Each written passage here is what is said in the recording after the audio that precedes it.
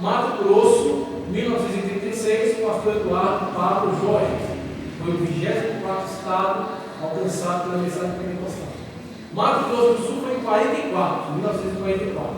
Foi o 25º, Juvenal Roque de Andrade. Brasília, Distrito Federal, 1956, pastores da Assembleia de Deus de Madureira, em Goiás. Levaram a mensagem para lá, foi o 26º estado alcançado. Tá? Agora, para encerrar, 54 já tem um livro ainda, organização da igreja. Deixa eu passar aqui. Aqui, ó, primeiros pastores. Bem cedo a igreja começou a ordenar pastores nacionais. Você vê que no começo há forte contribuição de pastores estrangeiros, tanto suecos quanto norte-americanos. Mais cedo, eles já começaram a formar uma liderança local, uma liderança brasileira. A igreja se emancipou rapidamente e ela começou a organizar, fundar suas convenções e se organizar aqui dentro, certo?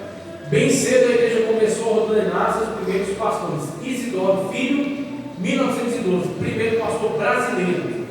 Primeiro pastor brasileiro a ser consagrado. É o primeiro lá em cima, aquele lugar de assustado ali. Lado direito, lado esquerdo para mim. Isso, lá de óculos preto ali. Aquele mesmo. Aquele ali. Lugar de assustado ali. Mas, de óculos mesmo, verdade. Você tem aí Isidoro. Isidoro Filho, primeiro. Absalão Piano, segundo pastor, 1913. Crispiniano de Melo. Pedro Trajano. Adriano Nobre de Almeida. Clima Coelho Lázaro. Foi um grande missionário, você viu? Foi o pioneiro na evangelização pentecostal em pelo menos 4 estados, que eu me lembro ali. Clima Coelho Lázaro, 1918. João Pereira de Queiroz, 1919. José Paulino Stumano de Moraes, 1919 também. E Bruno Skolimowski, que é o último da lista aí, para cá, 1921, chegou a ser até presidente da CGADB, certo?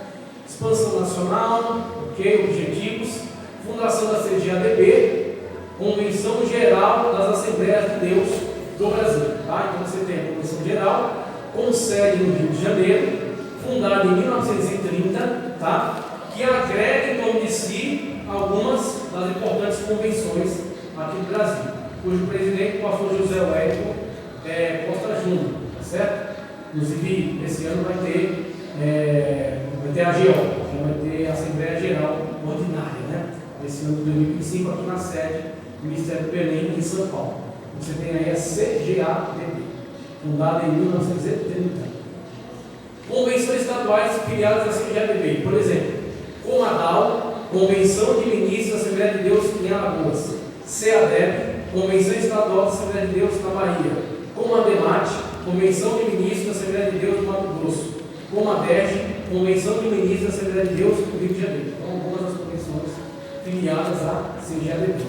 Outras convenções, né? Você tem, por exemplo, Convenção Nacional da Assembleia de Deus do Ministério de Madureira, que é a partir de Paulo Leivas Magalhães, que inclusive recebeu a bênção mesmo de Dona Vinha para emancipar essa convenção e administrá-la como bem, como melhor pudesse. Então ele trabalhou administrando pessoalmente essa convenção que se separou, que tornou-se autônomo, né?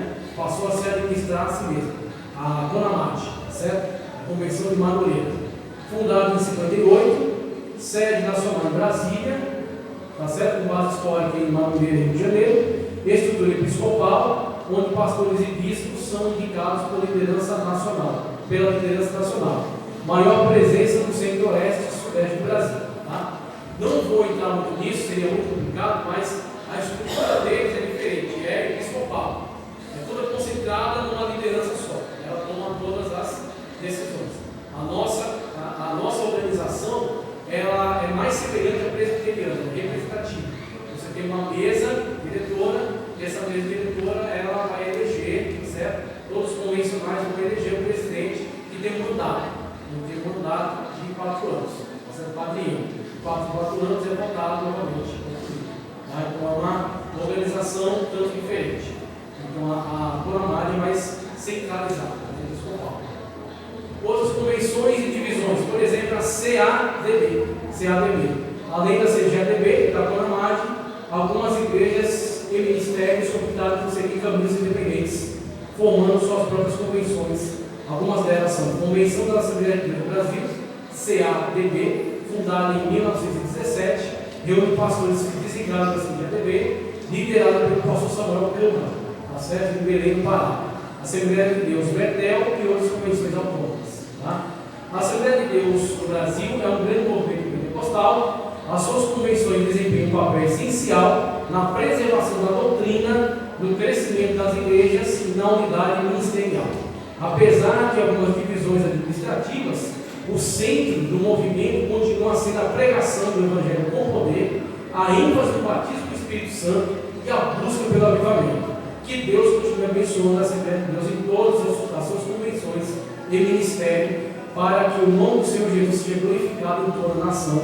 Deus abençoe, muito obrigado. Aqui alguns pastores, tá certo? Que são pertencentes aqui à comissão do CGADB, chegando até o pastor José José da Costa, pastor Wellington Júnior, certo? O final, que é para onde vamos, é parte do conteúdo desse livro aqui, ó. A minha contribuição, tá? E na consciência de vocês. Então é uma perspectiva de como Deus levantou o nosso movimento e como ele é, de fato, uma proposta para o mundo. Tá? Então, você tem alguns textos aí que eu coloquei, que eu selecionei. Não preciso ler, você tem a sua apostila e você vai ler em casa. Certo? Aqui, ó. Então são alguns textos selecionados aqui dessa obra que falam sempre da grande proposta do movimento pentecostal na nossa igreja para o mundo, como nós temos atuado, temos trabalhado e como nós temos de nos posicionar para que sejamos uma bênção para o mundo de modo geral. Bom, agradeço a oportunidade, meio-dia e 1, passei 1 minuto só. Que Deus continue abençoando todos vocês, todo o conteúdo vai ficar disponível, tá certo? Tomara que eu não tenha cansado muito vocês, mas o conteúdo era grande, era extenso e pela misericórdia de Deus foi comunicado. Então o Espírito Santo de Deus possa afirmar isso no coração de vocês e que nós possamos servir a Cristo cada vez melhor com o Espírito de verdade. Amém.